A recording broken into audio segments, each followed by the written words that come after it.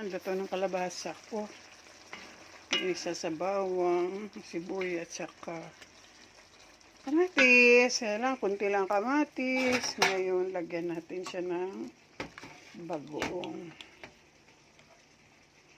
Kaso, ang problema, maparami ka ng kanin. Ayan.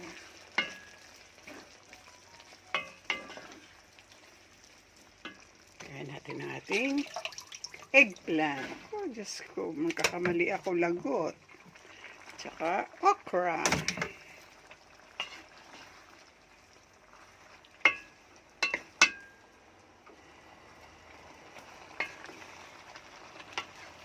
Dinataang gulay. Pwede ring pinakbit. Kaya na mas gusto ko ang gata.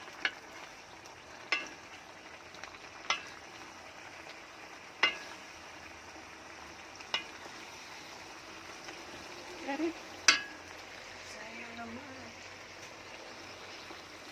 Ang isang piraso.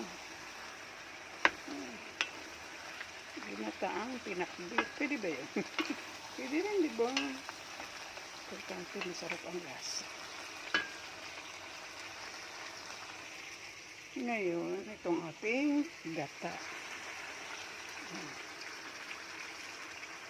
Puro yung gata.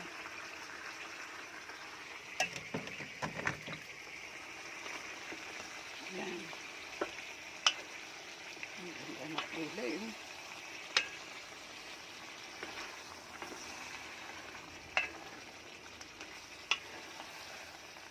Gusto niya. So, dyan na lang tayo kasi luto ko siya ng mahina. Luto lang yung kalabasa, pero yung talo, yung eggplant, patay. Yan po yung